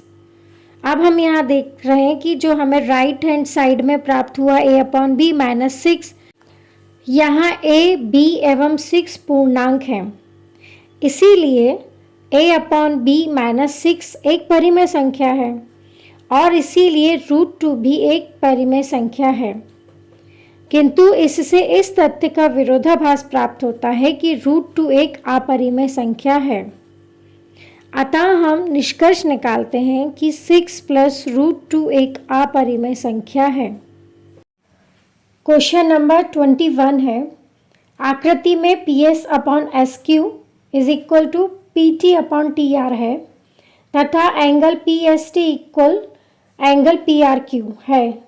सिद्ध कीजिए कि ट्राइंगल PQR त्रिभुज PQR एक समद्विबाहु त्रिभुज है।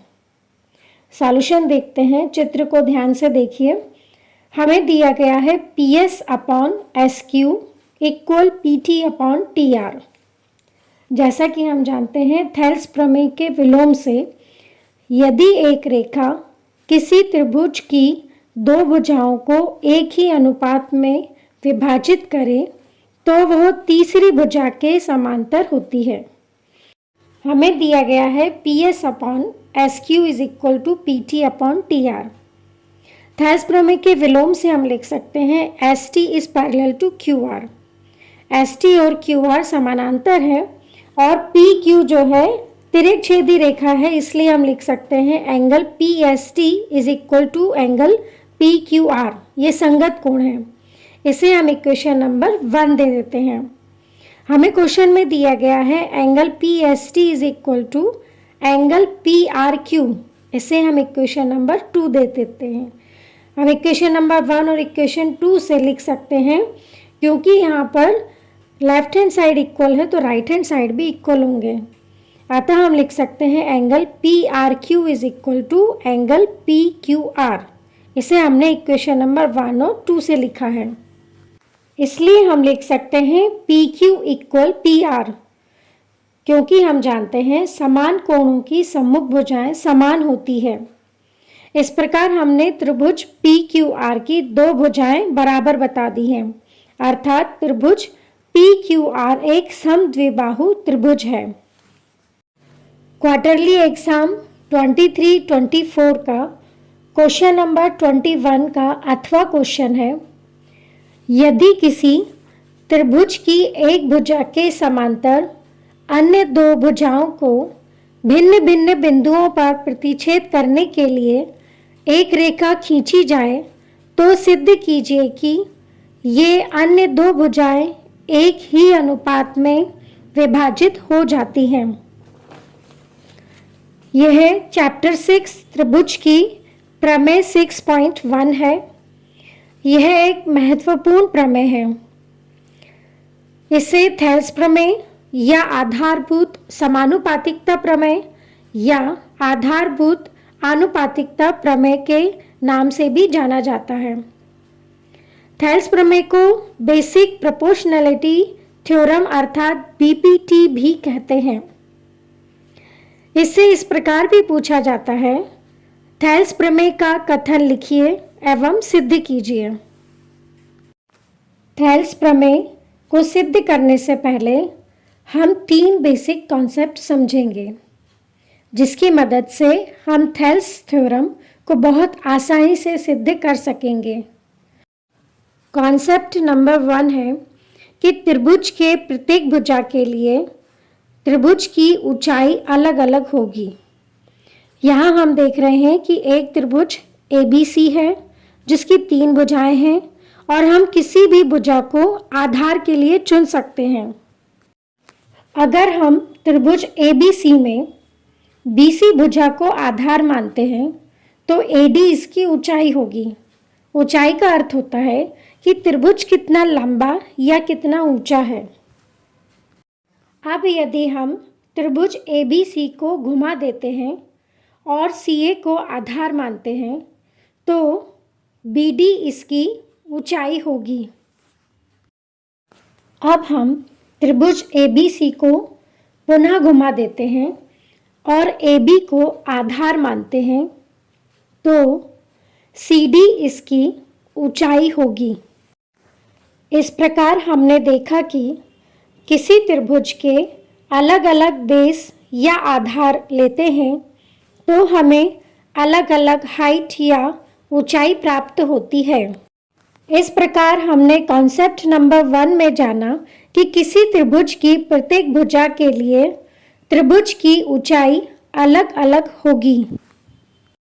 कॉन्सेप्ट नंबर 2 देखते हैं। कोणों के आधार पर 3 प्रकार के त्रिभुज प्राप्त होते हैं।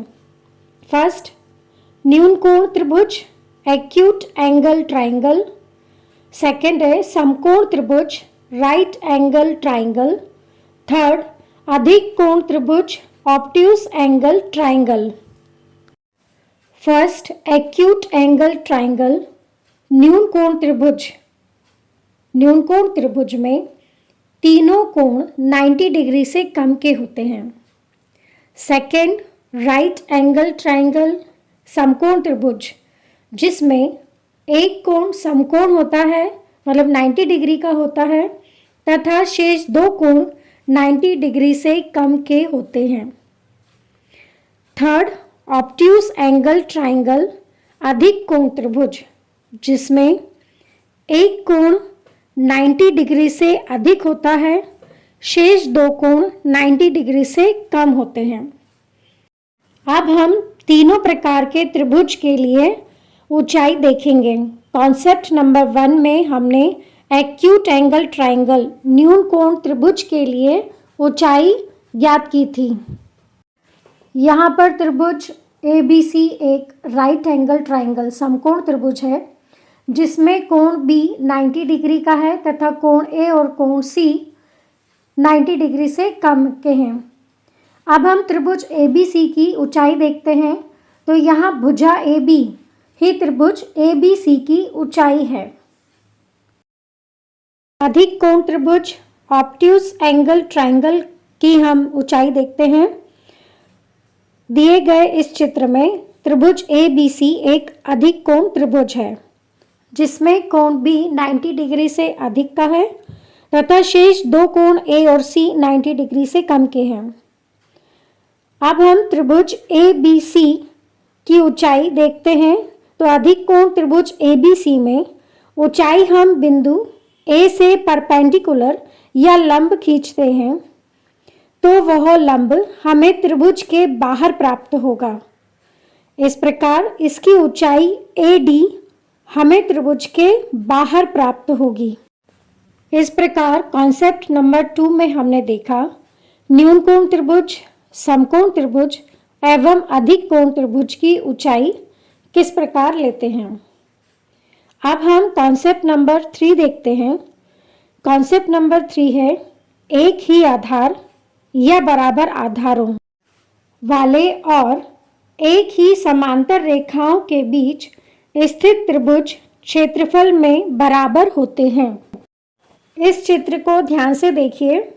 यहाँ M is parallel to N, M और N दो समांतर रेखाएं हैं। समांतर रेखाएं वे रेखाएं होती हैं जिनके बीच की दूरी हमेशा एक समान होती है। एक रेखाखंड AB लेते हैं और हम एक त्रिभुज ABC बनाते हैं तथा आधार AB लेते हुए एक अन्य त्रिभुज ABD बनाते हैं। ये दोनों त्रिभुज समांतर रेखा M व N पर बने हुए हैं तथा चूंकि समांतर रेखा के बीच की दूरी समान है तब दोनों त्रिभुज की हाइट भी समान होगी, मतलब दोनों त्रिभुज की ऊंचाई बराबर होगी क्योंकि समांतर रेखा के बीच की दूरी समान है एवं आधार दोनों त्रिभुज के लिए समान है।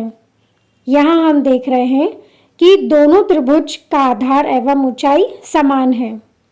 अतः area of triangle ABC equal 1/2 into आधार गुणा ऊंचाई। जैसा कि हम जानते हैं कि त्रिभुज ABC का क्षेत्रफल होता है 1/2 आधार गुणा ऊंचाई। यहाँ पर हम आधार और ऊंचाई की वैल्यू रख देते हैं, आधार AB और ऊंचाई H। तो इस तरह हमें एरिया त्रिभुज ABC का एरिया प्राप्त हुआ 1/2 इंटू AB इंटू H। इसे हम इक्वेशन नंबर 1 दे देते हैं। इसी प्रकार हम त्रिभुज ABD का एरिया निकालते हैं तो त्रिभुज ABD का क्षेत्रफल होगा 1/2 आधार गुणा ऊंचाई। जैसा कि हम देख रहे हैं कि दोनों त्रिभुज के लिए आधार और ऊंचाई समान है तो त्रिभुज ABD का एरिया जो मिलेगा हमें वो मिलेगा 1/2 इंटू AB इंटू H। इसे हम इक्वेशन नंबर 2 दे देते हैं। इक्वेशन नंबर 1 और 2 से हम लिख सकते हैं क्योंकि यहाँ पर राइट हैंड साइड इक्वल है तो लेफ्ट हैंड साइड इक्वल होंगे। तो area of triangle ABC is equal to area of triangle ABD, मतलब त्रिभुज ABC का क्षेत्रफल और त्रिभुज ABD का क्षेत्रफल बराबर होंगे। इस तरह हम कह सकते हैं कि एक ही आधार या बराबर आधारों वाले और एक ही समांतर रेखाओं के बीच स्थित त्रिभुज क्षेत्रफल में बराबर होते हैं। कॉन्सेप्ट नंबर 3 को पुनः समझते हैं। आप यहाँ देख रहे हैं कि मैंने किलो को समांतर रेखा के रूप में दर्शाया है तथा यहाँ पर रबर के माध्यम से मैंने एक त्रिभुज बनाया है। आप यहाँ देख रहे हैं कि एक ही आधार और एक ही समांतर रेखाओं के बीच दो त्रिभुज बने हुए हैं। इन दोनों त्रिभुजों की ऊंचाई समान होगी क्योंकि ये एक ही समांतर रेखाओं के बीच स्थित है तथा समांतर रेखाओं के बीच की दूरी हमेशा एक समान होती है। यहाँ पर आधार समान है और ऊंचाई भी समान है, अतः इन दोनों त्रिभुजों का क्षेत्रफल बराबर होगा। देखिए मैंने यहाँ पर दो त्रिभुज अलग स्थिति में बनाए हैं। जैसा कि आप देख रहे हैं कि एक ही आधार और एक ही समांतर रेखाओं के बीच ये दोनों त्रिभुज बने हुए हैं, अतः इन दोनों त्रिभुजों का क्षेत्रफल बराबर होगा। कथन है यदि किसी त्रिभुज की एक भुजा के समांतर अन्य दो भुजाओं को भिन्न भिन्न बिंदुओं पर प्रतिच्छेद करने के लिए एक रेखा खींची जाए तो सिद्ध कीजिए कि ये अन्य दो भुजाएं एक ही अनुपात में विभाजित हो जाती हैं। इसके लिए यहाँ पर हम डायग्राम चित्र बनाते हैं।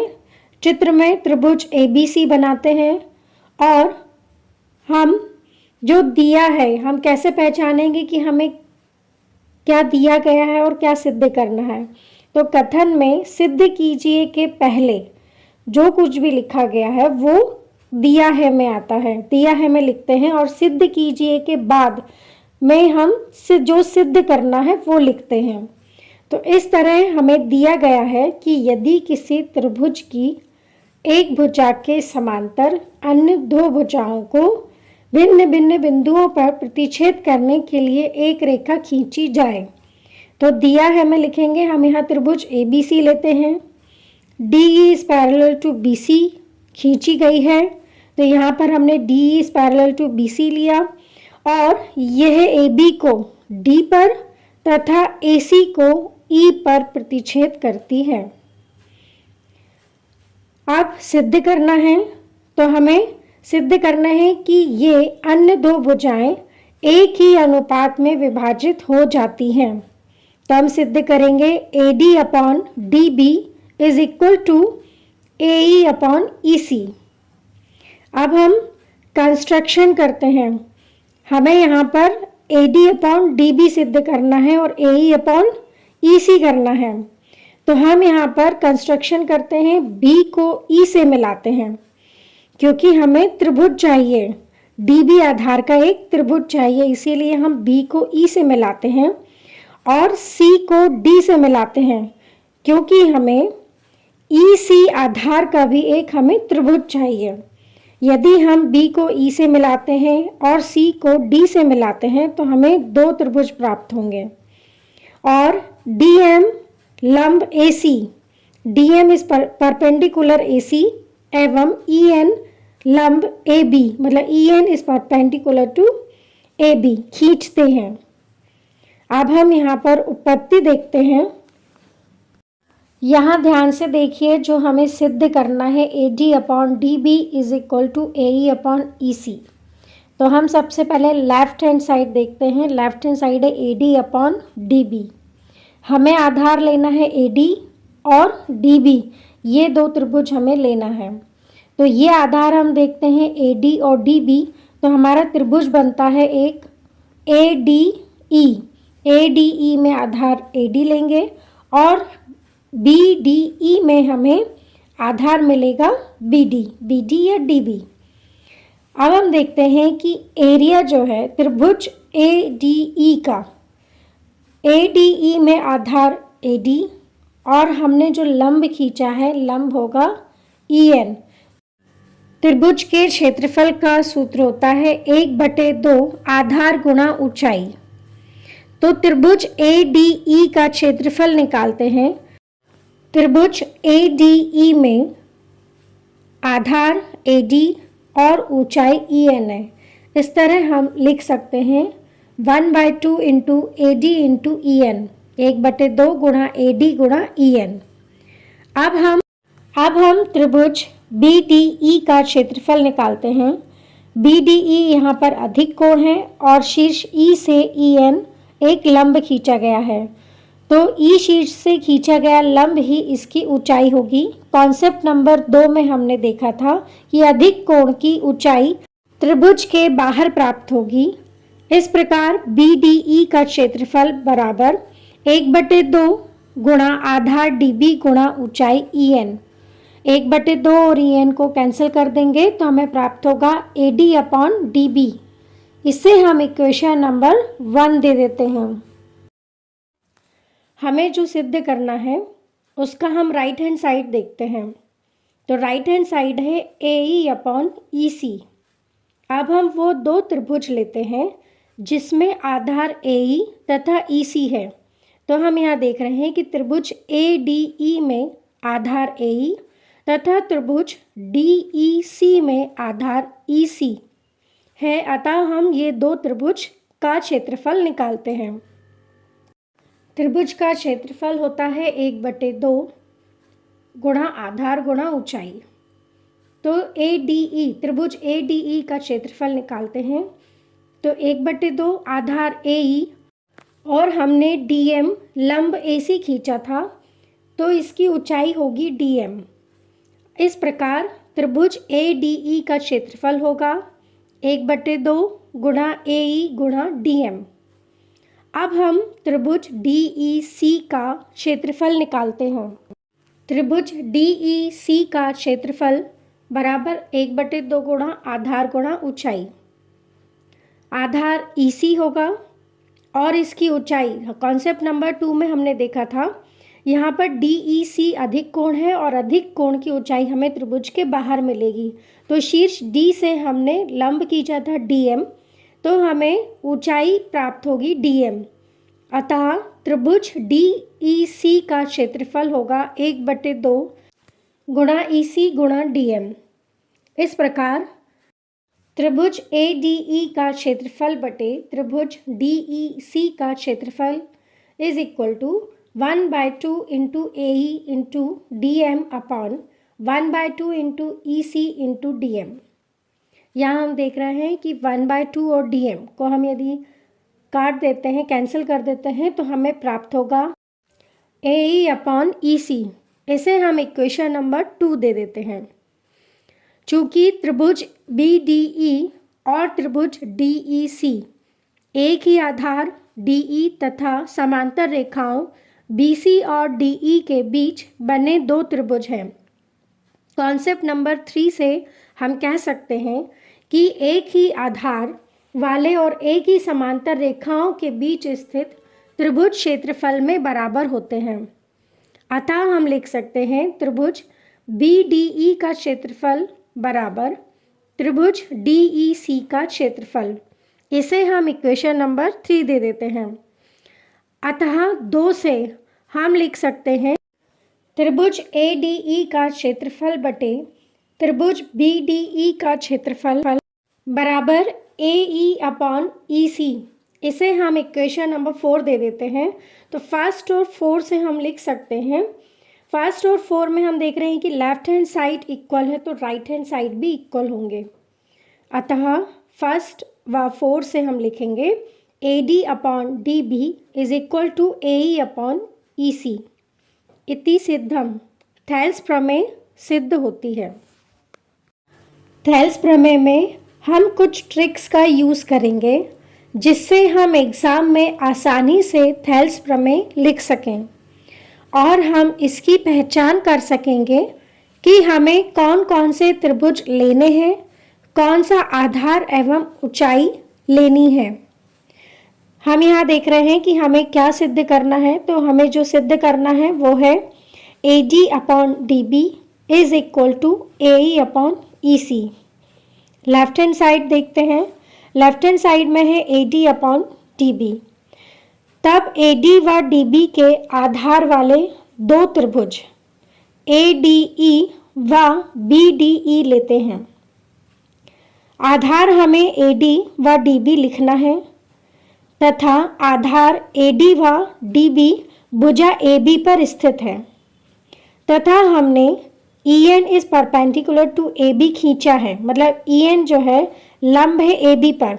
ये हमने कंस्ट्रक्शन में किया, रचना की है हमने। तब दोनों ही त्रिभुज के लिए ऊंचाई EN ही लिखना है। उपपत्ति में त्रिभुज का क्षेत्रफल होता है 1/2 आधार गुणा ऊंचाई। अब हम त्रिभुज ADE का क्षेत्रफल बटे अपॉन त्रिभुज BDE का क्षेत्रफल ज्ञात करते हैं। तो हमें प्राप्त होता है 1/2 into AD into EN upon 1/2 into DB into EN। 1/2 और EN कैंसिल हो जाएगा तो हमें प्राप्त होगा AD अपॉन DB। इस तरह हमें जो सिद्ध करना है उसका हमें लेफ्ट हैंड साइड प्राप्त हो गया। हमें जो सिद्ध करना है उसका अब हम राइट हैंड साइड लेते हैं। तो राइट हैंड साइड है AE अपॉन EC। अब हम AE और EC के आधार वाले दो त्रिभुज देखते हैं। तो ये दो त्रिभुज हैं ADE तथा DEC। अब हम इनके आधार देखते हैं तो आधार AE और EC ही होंगे और AE और EC जो है वो भुजा AC पर स्थित है और AC भुजा पर हमने DM लंब डाला है। हम यहाँ देख रहे हैं जो रचना की है DM is perpendicular to AC, मतलब DM लंब है AC पर। तब हम दोनों ही त्रिभुज के लिए ऊंचाई DM लिख देते हैं और इसे हम हल करते हैं तो हमें प्राप्त होता है AE अपॉन EC। इसे हम इक्वेशन नंबर 2 दे देते हैं। इक्वेशन नंबर 1 एवं इक्वेशन नंबर 2 में हर में जो दो त्रिभुज लिए हैं वो त्रिभुज क्षेत्रफल में बराबर होंगे, क्योंकि वे दोनों ही त्रिभुज एक ही आधार DE तथा समांतर रेखाओं BC और DE के बीच बने दो त्रिभुज हैं। अतः हम 2 से लिख सकते हैं त्रिभुज ADE का क्षेत्रफल बटे त्रिभुज BDE का क्षेत्रफल बराबर AE बटे EC, और फर्स्ट और 4 से हम लिख सकते हैं AD upon DB is equal to AE upon EC। इति सिद्धम।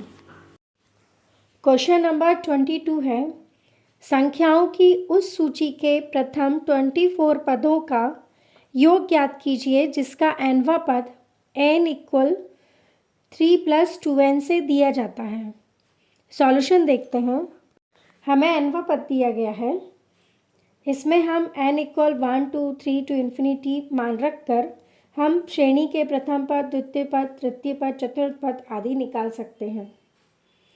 यदि हम n इक्वल टू 1 रखते हैं तो हमें प्राप्त होगा A1 equal to 5, n equal to 2 रखेंगे तो हमें प्राप्त होगा A2 इक्वल 7, और n इक्वल टू 3 रखेंगे तो A3 इक्वल 9। इस प्रकार हम देख रहे हैं कि हमें 5, 7, 9 और हम अगला पद बता सकते हैं कि 11 हमें प्राप्त होगा। 5, 7, 9। अब इस प्रकार हमें प्राप्त संख्याओं की सूची है 5, 7, 9, 11 टू इन्फिनिटी। यहाँ हम देखते हैं कि सार्वंतर समान है या नहीं। द्वितीय पद में से प्रथम पद को माइनस करते हैं, तृतीय पद में से द्वितीय पद को माइनस करते हैं, चतुर्थ पद में से तृतीय पद को माइनस करते हैं, तो हमें यहाँ पर 2 प्राप्त होता है। अतः यहाँ पर हमें सार्वंतर 2 मिलता है। अतः इनसे एक AP बनती है। अब यहाँ पर हम प्रथम 24 पदों का योग ज्ञात करते हैं। तो यहाँ n equal to 24, A equal 5 और D इक्वल 2। योग का सूत्र है Sn equal to n/2 into 2A plus n-1 into D। n, A और D की वैल्यू हम रख देते हैं तो हमें प्राप्त होगा S24 is equal to 24 upon 2 into 2 into 5 plus 24 - 1 into 2। इस तरह हमें हल करने पर प्राप्त होता है S24 equal 12 into 10 plus 23 into 2। इसे हम हल करते हैं तो हमें प्राप्त होगा S24 is equal to 672।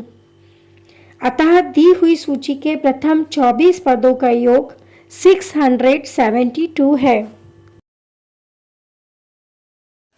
Question number 22 का अथवा क्वेश्चन है, यदि किसी AP के प्रथम 14 पदों का योग 1050 है तथा इसका प्रथम पद 10 है तो 20वां पद 20वां पद ज्ञात कीजिए। सॉल्यूशन देखते हैं।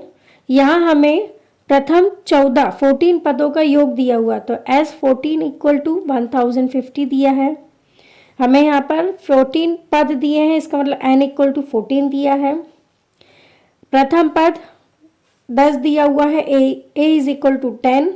तो हम समांतर श्रेणी के योग सूत्र से लिखते हैं। योग सूत्र होता है Sn is equal to n/2 into 2A plus n-1 into D। अब हम इसमें S14 की वैल्यू रखते हैं, n इक्वल टू 14 रखेंगे, A इक्वल 10 रखेंगे, n इक्वल टू हमने n-1 में हमने 14 रख देंगे n की वैल्यू, और D की वैल्यू हमें फाइंड करनी है। अब हम इसमें मान रखने के बाद हल करते हैं तो हमें प्राप्त होगा 1050 is equal to 7 into 20 plus 13D। अब हम इसे लेफ्ट हैंड साइड को राइट हैंड साइड में लिख देते हैं, राइट हैंड साइड को लेफ्ट हैंड साइड में। ऐसा हमने इसलिए किया, अननोन वैल्यू को हम लेफ्ट हैंड साइड में ले जाते हैं। तो हमें प्राप्त होगा 7 into 20 plus 13D is equal to 1050। हम 7 जो मल्टीप्लाई में है ट्रांसफ़र करेंगे तो डिवाइड में प्राप्त होगा। इस तरह हमें प्राप्त होगा 20 plus 13d is equal to 150। 1050 upon 7 होगा 150। अब 150 में से हम माइनस कर दे 20, जो हमारा प्लस 20 है ट्रांसफ़र करेंगे हमें माइनस 20 प्राप्त होगा। तो हमें प्राप्त हुआ 13d is equal to 150 minus 20, और 150 माइनस 20 होता है 130। तो इस तरह हमें प्राप्त हुआ 13d इज इक्वल टू 130। 13 जो मल्टीप्लाई में है ट्रांसफ़र करेंगे हमें प्राप्त होगा d is equal to 130 upon 13। अब हम इसे हल करेंगे तो हमें प्राप्त होगा d इक्वल 10। अब हमें 20वां पद निकालना है, a20 की वैल्यू निकालनी है।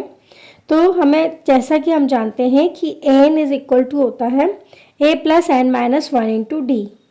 अब इसमें हम n इक्वल टू 20 रखते हैं, a इक्वल 10 रखते हैं और d इक्वल 10 रखेंगे। तो हमें प्राप्त होगा a20 is equal to 10 plus 20 minus 1 into 10। इसे हम हल करेंगे तो हमें प्राप्त होगा a20 is equal to 10 plus 190। 10 plus 190 is equal to 200। इस तरह हमें प्राप्त हुआ a20 इज इक्वल टू 200।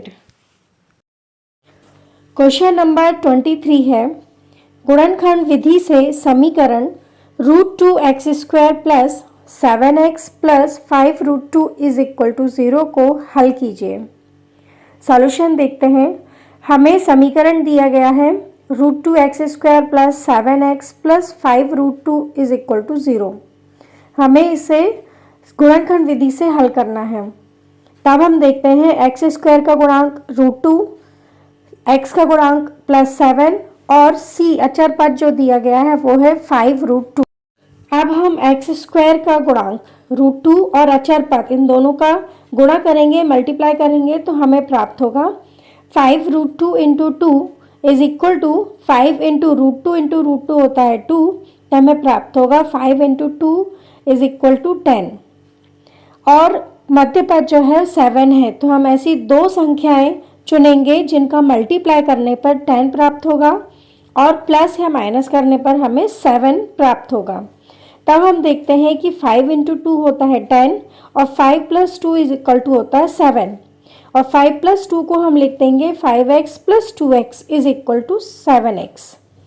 इस तरह हम मध्य पद को दो भागों में बांट देते हैं तो हमें प्राप्त होता है √2x² plus 5x plus 2x plus 5√2 is equal to 0। अब हम दो दो पदों को ब्रैकेट में रखेंगे तो हमें प्राप्त होगा √2x² प्लस 5x प्लस, अब हम 2 को √2 इंटू √2 लिख देते हैं तो हमें प्राप्त होगा √2 into √2 into x plus 5√2 is equal to 0। हमने 2 को √2 इंटू √2 इसलिए लिखा है क्योंकि हम जब कॉमन लेंगे तो हमें आसानी होगी। अब हमने जो प्रथम ब्रैकेट पहला जो हमारा कोष्टक है उसमें हम देखते हैं कि इसमें क्या उभयनिष्ठ है, क्या कॉमन है। तो इसमें x कॉमन है तो हम x कॉमन ले लेते हैं तो हमें प्राप्त होगा x into √2x plus 5 plus, अब दूसरा जो ब्रैकेट है उसमें √2 कॉमन है तो हम √2 कॉमन ले लेते हैं तो हमें प्राप्त होगा √2 into √2x plus 5 is equal to 0।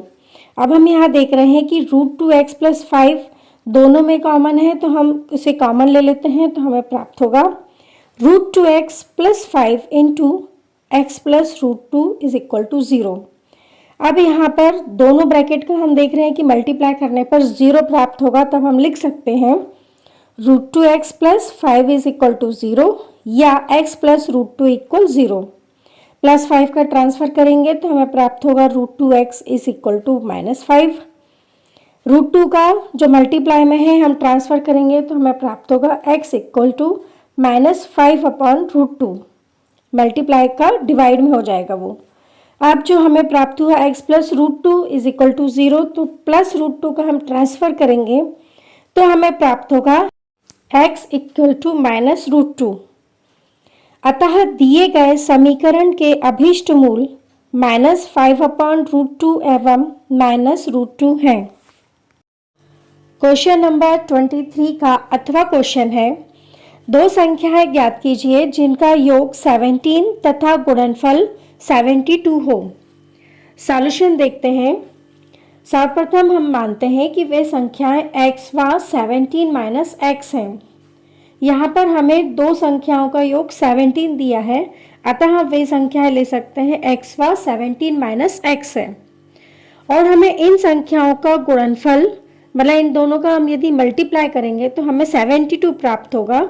इस तरह हम लिख सकते हैं x into 17 minus x equal 72। x का मल्टीप्लाई हम करेंगे तो हमें प्राप्त होगा 17x minus x square is equal to 72।